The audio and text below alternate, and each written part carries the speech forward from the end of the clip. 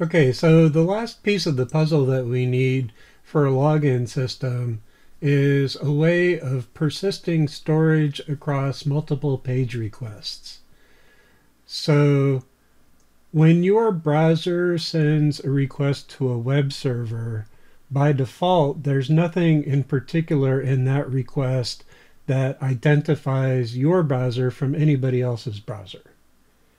And the way Hypertext Transfer Protocol is designed, requests can come from anywhere and get dealt with individually with zero context about what happened previously or what's going to happen next outside of what's in the actual HTTP request itself.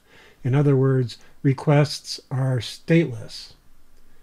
Now, often though, you want to have multiple requests that are all sort of related, where you're building context. So, for example, you want send a request that lets somebody log into a website, and then on the second request, you want to know that you're dealing with the same person who just logged in.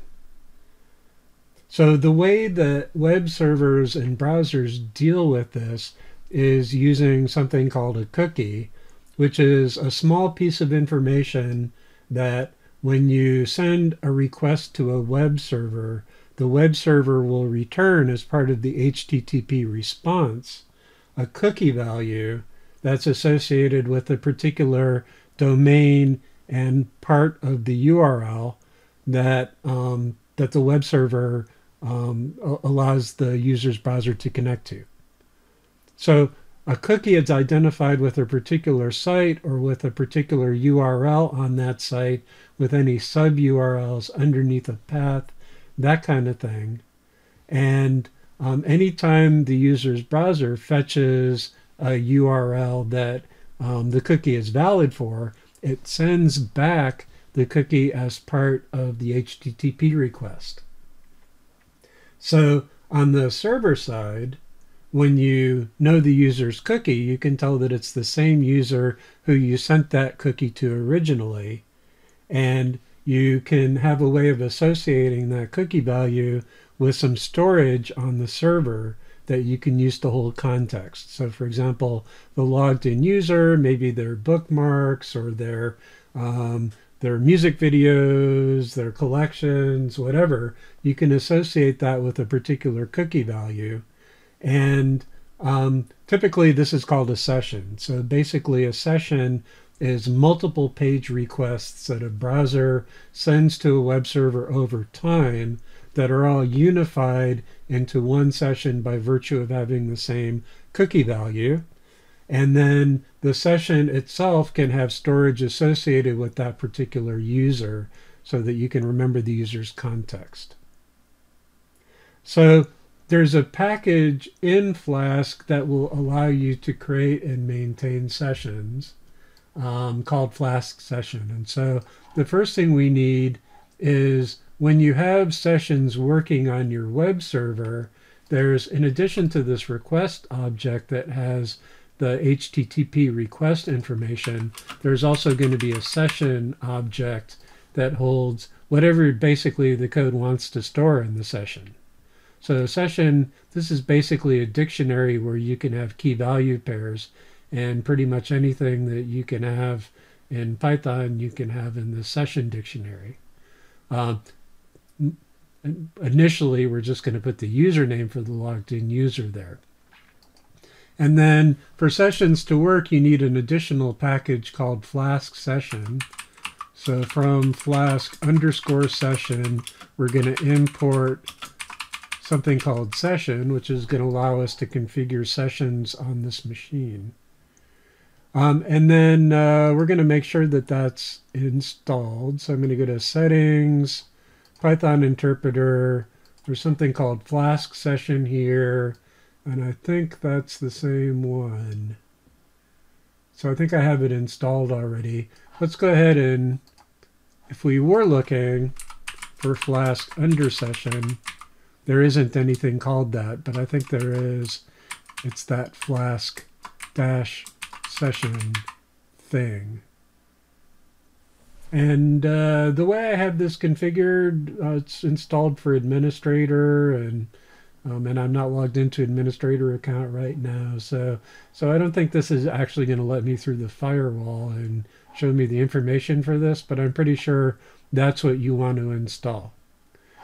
So I'm going to go ahead and, so I have my import set up, and then most of what I need to do I'm going to put in this run method. So I need to configure some stuff.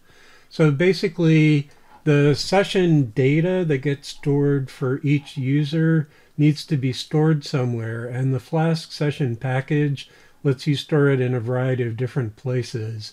I'm just going to use the simplest thing, which is the file system. And so when I do this, there's going to be a folder called Flask Session in my project folder where the session data is going to get stored. So first thing I need to do is define a secret key that's used to encrypt the session data so that casual users can't get access to it. And so what I want is my CLS under app secret key, and then if I want to have session data continue to work over restarts of the server, I need to use the same secret key each time.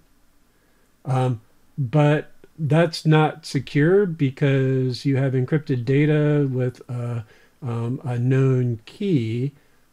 You could store a secret key in the configuration for the web server in the INI file where we have the database information, or you can generate a new random key each time you restart the web server, which means that all the previous session data becomes invalid. But since we're storing all of the data in the database anyhow and can always reload it when the user logs back in, it's not such a hardship to invalidate the session data when the web server gets restarted. So I haven't done this before, but what I'm going to do is I'm going to use the bcrypt gen salt in order to get a hash value, just because I want to see if that works. So I'm going to import bcrypt. I'm not sure whether it needs to be a string or whether it can just be a blob of binary data like a salt value. So let's find out how that goes. So I'm going to go ahead and do bcrypt.gensalt, and that will be a new random value every time I restart the web server. And then I need to configure where the session data is going to be stored, and that's cls.app.config. And there's a value called session type. And I'm going to set that to file system, like so. And that says we're going to store it in session files. And then the last thing I need to do is connect the session mechanism that handles requests to the Flask app. And I do that by constructing a new session object and passing in cls.under_app. So that should be it. And if I've done everything right, it should go ahead and make a session now. So let's go ahead and rerun this web server. And I'm going to go to the browser and load the page. And then I'm going to go back here, and there's a new Flask session folder. And inside is this is basically going to be a cookie value matched to this file. And if I open this in Explorer and then open it in Notepad, it's binary junk and there's not much in there yet because I haven't really done anything yet. But it's encrypted. So first thing I want to do though is if I go to my git bash and do git status. Oh, I'm not in the repository. I'm in app data roaming, so I want to cd /PyCharm projects music videos, and now do git status. So I modified database.py and webui for the config stuff in the ini file. There's this new Flask session, but I don't want to store this in the repository, so I'm going to add it to my gitignore. So let's add it to .gitignore, and that's going to be Flask under session /. And then I decided not to put cert or key in my project folder, so I don't need those in the gitignore. And then let's do git status again. Good. So now I just have gitignore database and webui. All right. So in order to see whether our session is actually working, I'm going to do just a little test about a simulation of what login is going to look like from the perspective of a session. And I'm going to make a new route file for user routes, and that's going to include the login stuff. So under, let's go ahead and do, I'm going to make a copy of, I guess it doesn't really matter which one, but I'll go update routes. And then go to the top here under my UI. I think that's where all my update routes are. Yeah. So I'm going to paste in a new copy of this, and I'm going to call this user routes. And then this is going to be class user routes. And I'm going to get rid of all of these routes here.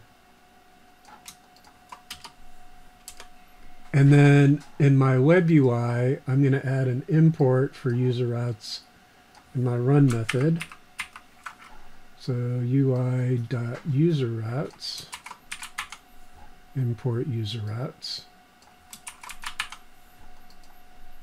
Okay, and then I'm going to just put some really simple routes in here. So the first one is going to be a static method called app.route get user, and that's going to get the currently logged in user. And then so I have session here. I'm going to make sure I have access to the session, and then I'm going to say if username in session, then return session square bracket username. So just the piece of text for the currently logged in user. Else I'm going to return none for no logged in user.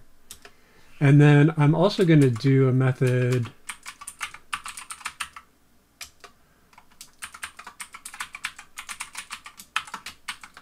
called, let's say, set user. And I'm just going to use get for this one just to keep it simple for now. And then if, let's say, username in request.args, then I'm going to set session username equal to request.args.username, subusername. And then I'm going to return user set. Else, if I get here, I'm going to, so this is when there is no username in request.args, so I'm going to clear the session.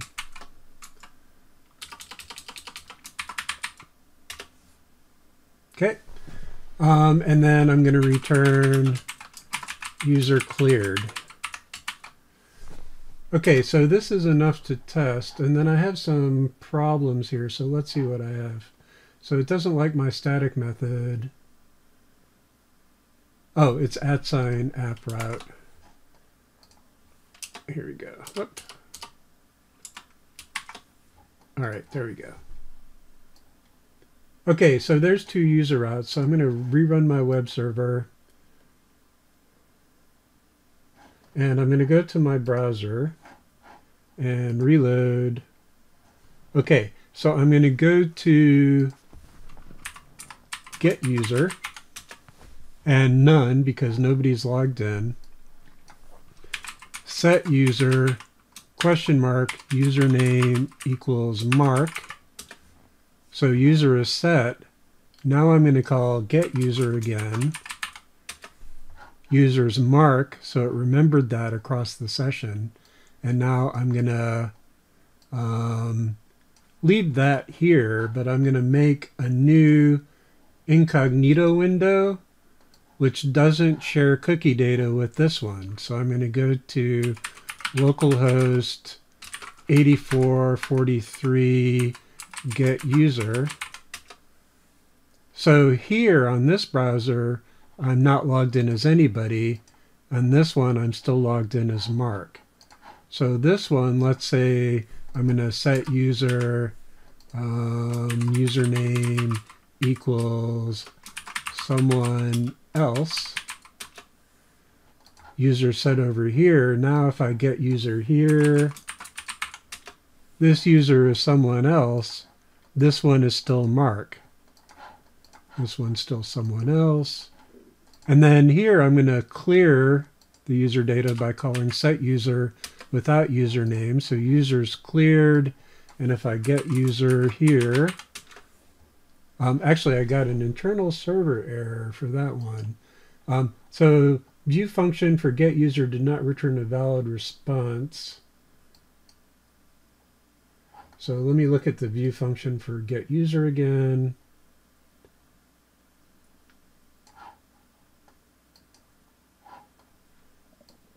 I think it was because I set the user property to none instead of clearing the user property. So what I should have done here, instead of setting this to none, what I should have done is if username in session del session username. So that removes that value entirely from the Flask object session. So let me try that one more time. Of course, now that invalidated all of my session data. But anyways, I'm going to get user, doesn't do anything. Actually, let me set user this time. Set user, user cleared. Now get user, none. And then over here, I'm still logged in as someone else. So it actually did remember my sessions. That's good, I guess. And then here, I'm going to set user question mark username Mark. So I'm logged back in. Mark. I'm still someone else here. Let's call set user to clear the user data. Now I'm none. I'm still Mark over here. And now I'm going to set user to clear the user data. And now I'm going to get user, and it's none. So that's how the login and logout is going to work.